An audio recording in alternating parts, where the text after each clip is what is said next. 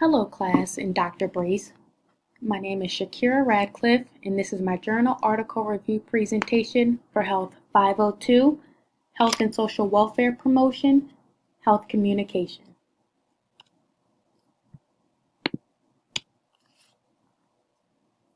The article that I'm reviewing is entitled Impact of the Real Cost Campaign on Adolescents' Recall, Attitudes, and Risk Perceptions About Tobacco Use, a national study. And this article comes from the International Journal of Environmental Research and Public Health.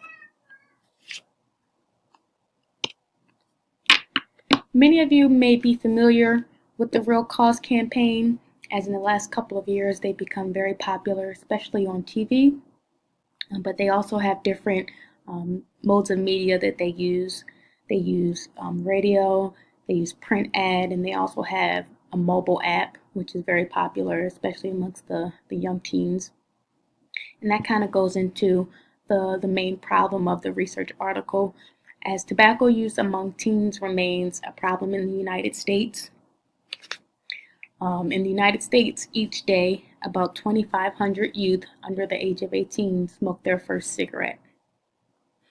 And so kind of more on a state level, since we are in Maryland, according to the Youth Risk Behavior Survey that is administered by the Maryland Department of Health and Mental Hygiene, 5.4% of Maryland middle schoolers reported any tobacco use in the last 30 days. And in this instance, any tobacco use is defined as cigarettes, cigars, or smokeless tobacco. And also from that same survey, 16.4% of Maryland high schoolers reported any tobacco use in the last 30 days. And another problem that this article kind of focuses on is how we can kind of go against initiating lifelong smoking habits for teens.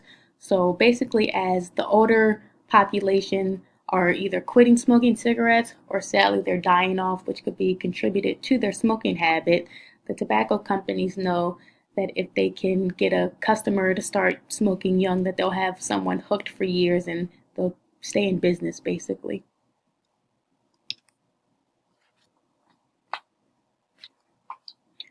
The objectives of this research article are mainly to examine the exposure of the Real Cost campaign. So basically to see who's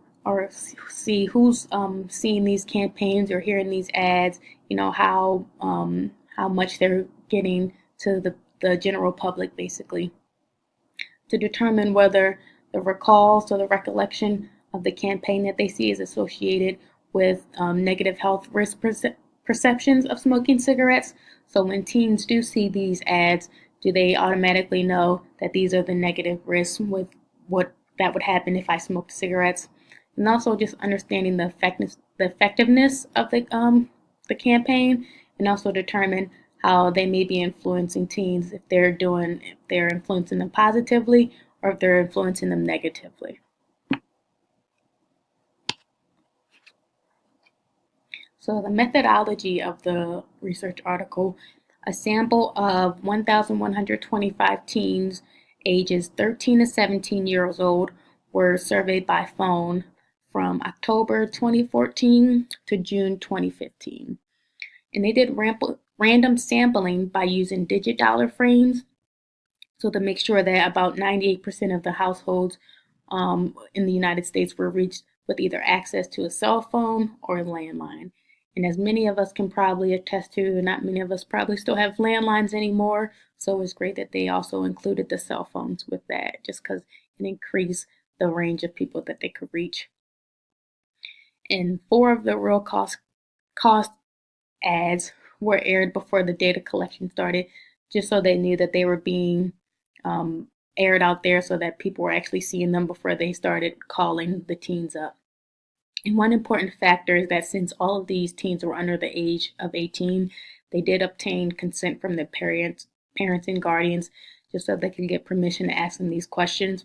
And then they also, in conjunction with the consent from the parents, they obtained assent from the teens, just to make sure that they were willing to answer these questions, or that they wanted to answer the questions. So there were 5 different measures that were involved in the survey questions that they kind of incorporated. They were recall, which was they asked them, have you seen or heard in any of the ads? So it was basically just a yes or no question. Attitudes, so they asked them how they felt about tobacco products after seeing the ad, if they had seen the ads.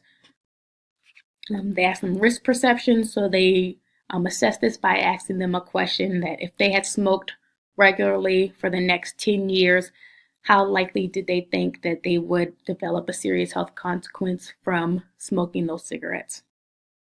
And then they asked them their smoking status. Either they were current smokers, or currently non-smokers.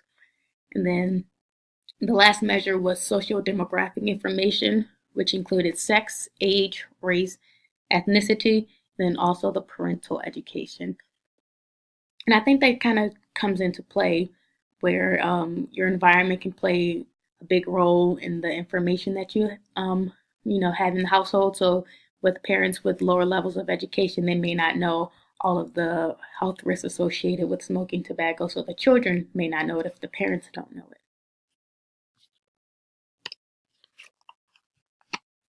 Findings and results. So the participants were evenly distributed between the ages of 13 and 17. So the mean age fell perfectly in the middle of 15. Of the teens that they surveyed, 48.7% were males and 51.3% were females. So it was almost even, not quite, but almost there. And majority of the teens have reported that they had seen or heard at least one of the ads, at least one of the 4 ads that had been airing before they did the survey calls. And then a little more than half, 54%, reported recognizing the slogan, so actually hearing the Real Cause campaign before.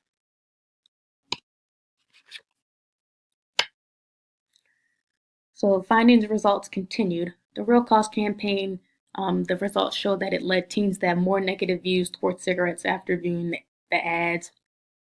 So basically, after seeing the various ads, teens were their negative views increased of seeing the health risks or just the negative consequences of smoking in general. And then also the recall of the Real Cause campaign was positively associated with greater perceptions of health of consequences of tobacco.